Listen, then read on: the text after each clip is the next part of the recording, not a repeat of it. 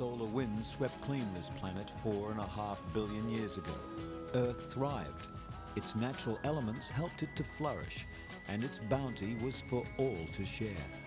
Then a life form of superior intelligence evolved, and for a while lived in harmony with the Earth.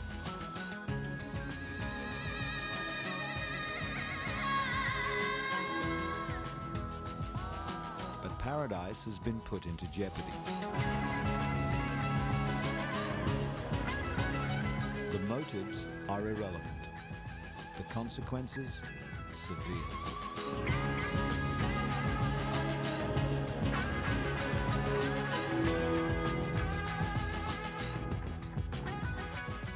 The remedy is written. The elements of life are clear. In this edition of Elements, energy efficiency and a more pleasing working environment are now the top two priorities for industrial architects. The solutions they're finding to achieve their goals are helping to create the working environment of the future.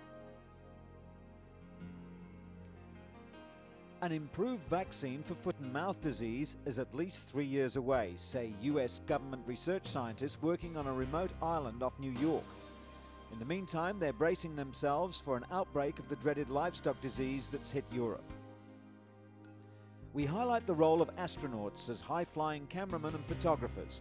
Over the past few decades, they've managed to create a visual record of how our delicate planet has evolved, both naturally and through our own mismanagement.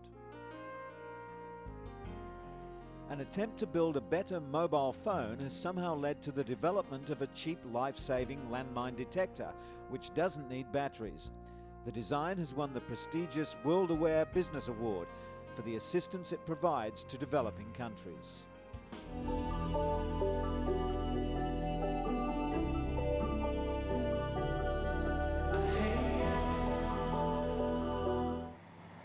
But first to Russia, where thousands of frogs are on the march. Many of them are literally at the crossroads of their lives, placing themselves in the path of speeding trucks and cars with every leap. The frogs are driven by the urge to gather in the lush swamps, their version of the land of milk and honey. Spring weather has taken command of their instincts to join up with one another under the budding swamp branches. But it's a journey fraught with danger. Many frogs, literally hundreds, wind up as frog pancakes on a one-way trip to frog heaven. While many other European countries have built drainage ditches or special crossing for migrating frogs to help them reach rivers, lakes and swamps, cash-strapped Russia has been unable to construct any amphibian rescue routes. Enter the Frog Brigade. Groups of volunteer students and instructors from the Institute of Zoology who've come to the rescue. This caring bunch of reptile fanciers formed a two-line protection net, a winding frog wall to keep back all but the most foolhardy amphibians.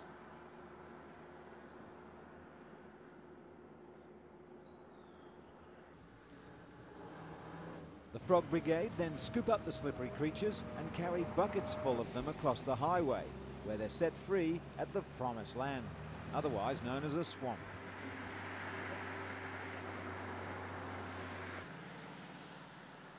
Alive and well, the frogs are able to concentrate on the important business of making more frogs, while the Frog Brigade go back for another bucket load of jumpers.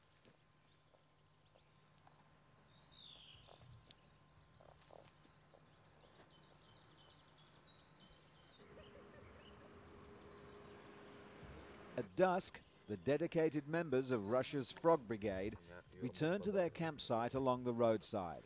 Another day's work complete, making the world safer for frogs.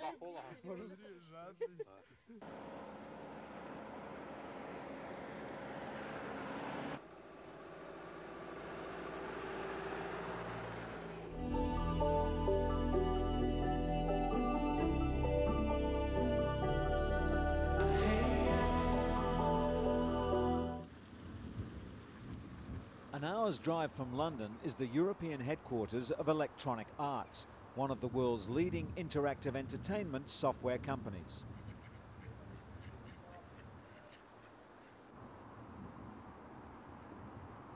It's set in woodland overlooking a lake and is the brainchild of Britain's #1 architect, Lord Norman Foster.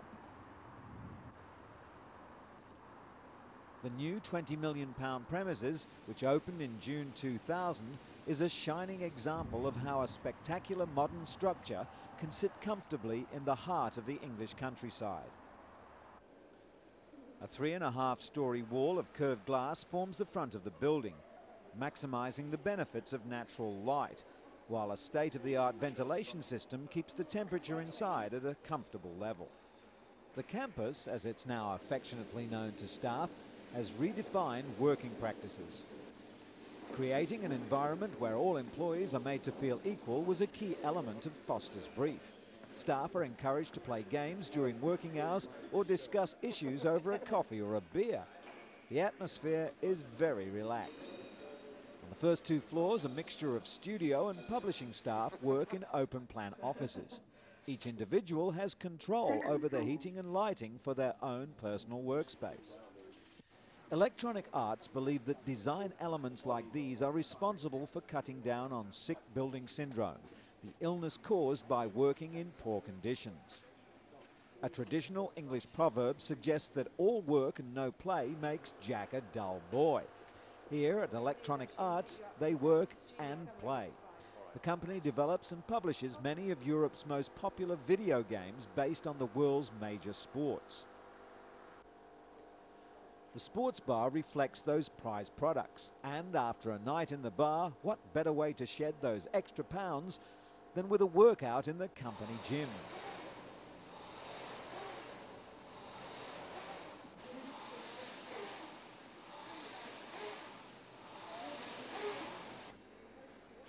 Another interesting design innovation is climate control rather than air conditioning. The temperature in the building is on a high-tech computer system.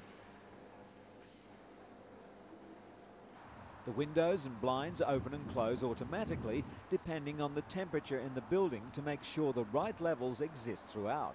They'll even close down on one side if it gets too hot in order to cut the sunlight. The building's an exercise in energy efficiency. It's estimated the energy-saving measures adopted by Foster will save £50,000 a year, and that's equivalent to the average annual running costs of 100 family homes. Picking up your groceries as you leave work and being spared a battle with a shopping trolley and the supermarket checkout queues is an added bonus for the 520 staff at Electronic Arts. It also emphasises the need in the modern world for companies to balance the demands of home life with those of the workplace. Over in the east of England is another architectural achievement built in the middle of the rural environment. In the midst of the thatched roofs and green tree-lined fields stands a shining new factory, Canon Avent, manufacturers of baby products. The company wanted a new building to more accurately reflect its products. It wanted to show clean, innovative, yet natural lines. Emphasis was also placed on energy efficiency. The steel cladding provides maximum insulation, while vents along the side allow for filtered air intakes. Natural light is a key feature on the factory floor, where million-pound machines churn out baby bottles, teats and sterilisers designed for markets worldwide. But in keeping with the mandate to save energy, the electric lights that do exist are on remote pulley hoists for easy changing and cleaning. Oddly enough, a downside of being in the country is that the crops give off a lot of dust and pollen, which don't mix too well with moulding teats in pressing machines. So the air has to be highly filtered throughout the entire factory space.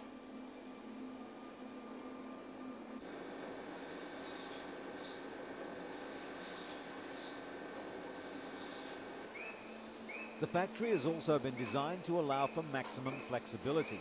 Machinery can be moved around and production lines changed without any major upheavals. As a result, turnover is rising rapidly, and the new factory will ensure the company can meet its increased demands. Profits are up 35%, and the workers say they're happy.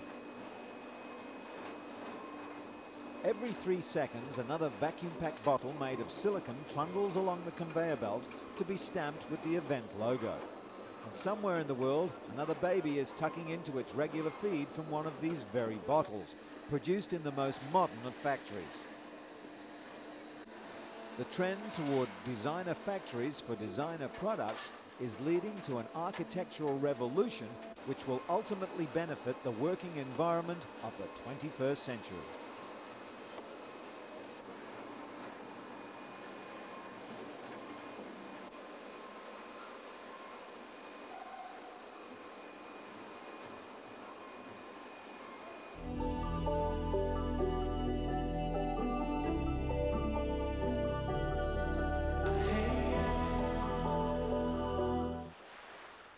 Plum Island is a quiet, picturesque island off the easternmost tip of Long Island, New York.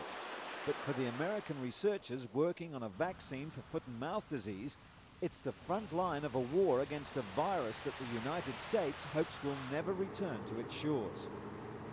In the decade after World War II, outbreaks of foot and mouth disease in Mexico and Canada led Congress to establish USDA's Plum Island Animal Disease Center to keep America safe, but prepared for the worst scenario: the introduction of this or other potentially devastating foreign animal diseases. At a recent press conference, Plum Island scientists announced that should foot and mouth strike US livestock, the government would most likely handle the outbreak in much the same way Britain has. It's a tall order to make a better vaccine. With restrictions on infected farms and the slaughter and incineration of infected animals.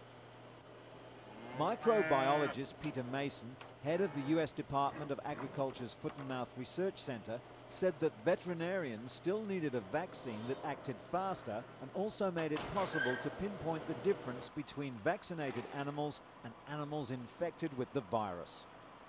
The vaccine currently available takes several days to take effect, and veterinarians have difficulty telling whether an animal has been vaccinated or is infected.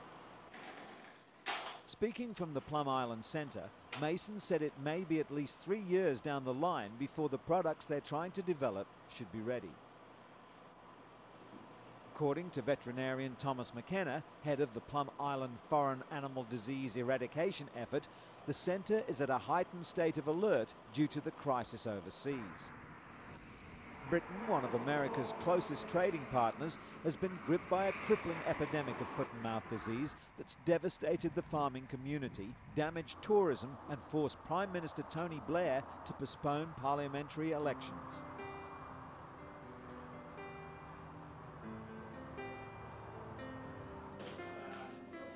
US agriculture officials and farmers fear the highly contagious disease, which has already infected livestock in France, Ireland and the Netherlands, could easily reach the United States.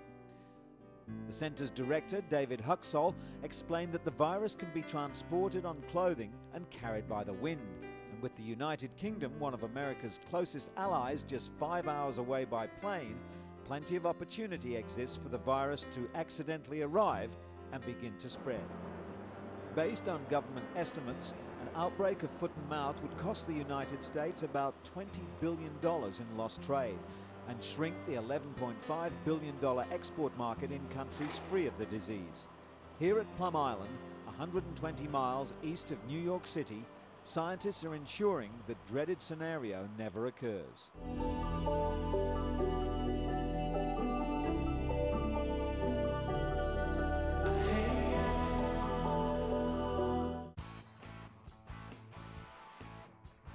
It's a perspective that's thrilled astronauts since the beginning of manned spaceflight.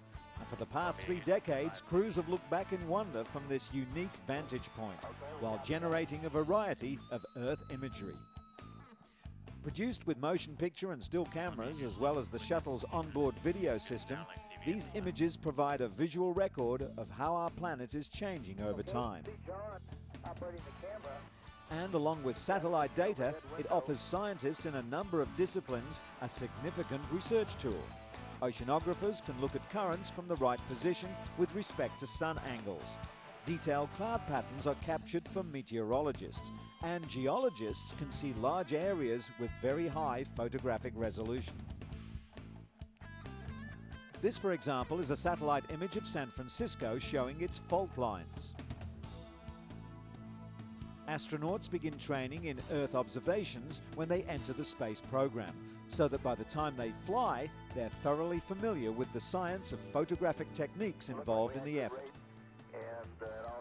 This enables them to make real-time decisions about all the things they're seeing from orbit, including capturing unusual phenomenon not on the original flight plan. Earth observations from the shuttle reveal dramatic changes on the face of our planet. This is a view of Lake Chad in Mauritania, seen by a Gemini spacecraft back in 1966. Shuttle crews flying over Africa in 1985 saw Lake Chad looking like this. The only remaining water is the whitish patch at the upper end of the dark zone, a result of the drought conditions. The fragility of our atmosphere has struck all Earth-observing astronauts. Some have likened it to an egg, not the outer shell, but the thinner membrane within. That is, they say, the tiny membrane of air and gases that keeps us healthy. A major environmental concern today is the large-scale burning and subsequent deforestation going on around the world. A number of shuttle crews have documented this activity. The important thing is to recognize that unlike countries, there are no set boundaries to our environment, and we are all affected by the actions of one another.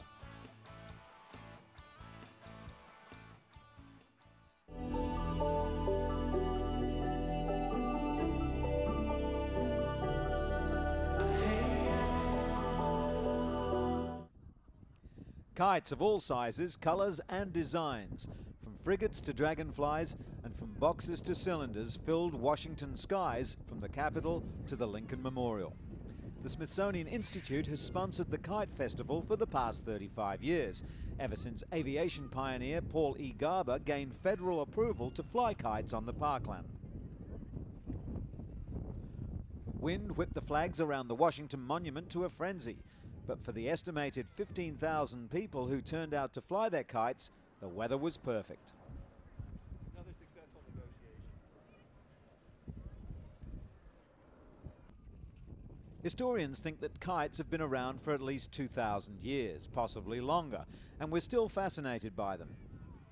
We can escape our fast-paced world for a while and enjoy the feeling of a kite riding the wind and watch it as it dances across the sky.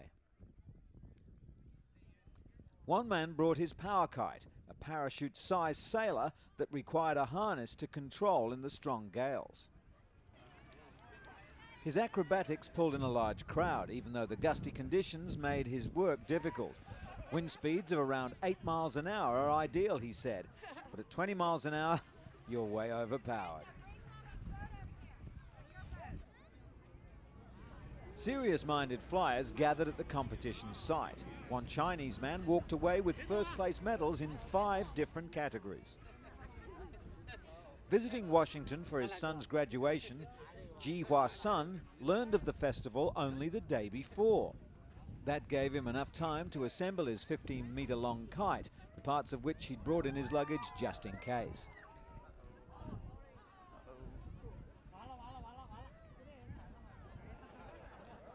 The word for kite first appeared in a Japanese book, a dictionary compiled in 981 AD. At that time, kites were called paper hawks.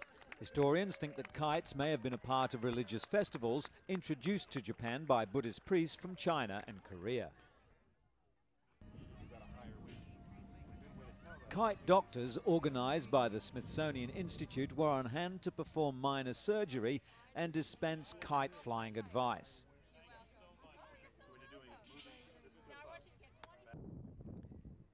In the 15th century, Leonardo da Vinci developed a method for spanning a gorge or river with the help of a kite. Later, in the 1850s, his method was used at Niagara Falls to make possible the construction of one of the first large suspension bridges. A local 6-year-old girl was having a lucky day.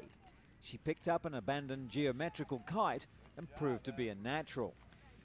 She kept her kite aloft with very little effort, even while posing for a passing television camera. As a child, Benjamin Franklin also enjoyed experimenting with kites. Writing about one of his experiments, he tells how his kite pulled him across his favourite swimming hole in a most favourable manner. And speaking of favourable manner, say no more.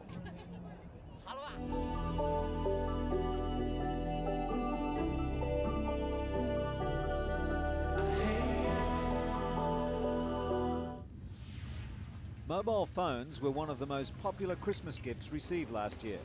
The worldwide explosion comes despite fears over possible effects of radiation on the brains of users.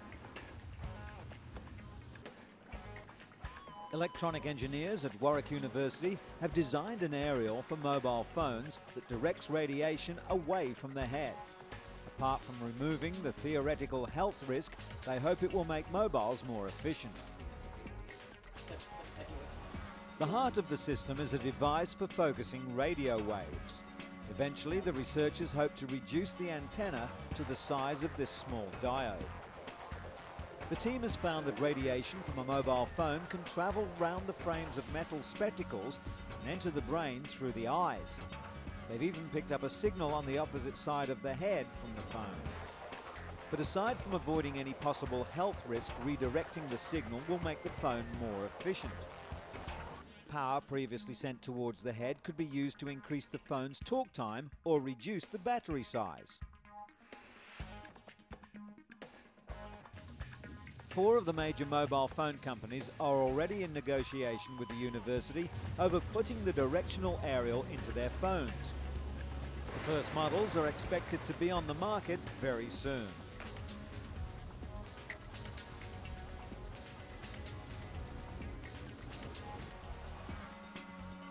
And in related news, engineers at the Roke Manor Research Laboratories are working on a number of advanced technological research projects. This department is attempting to increase the efficiency of mobile phones.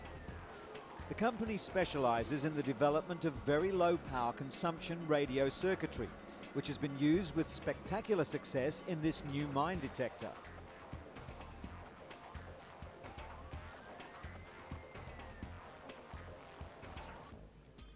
The detector can operate in all locations and seasons, and because it doesn't use any batteries, it's particularly valuable for developing countries. The whole detection kit is a fraction of the cost of conventional equipment, yet it has the potential to halve the rate of mine casualties if mass-produced. The unit generates its own electricity just from the side-to-side movement it normally has to make anyway. This supplies a continuous electrical charge through all the circuitry and fully operates the system.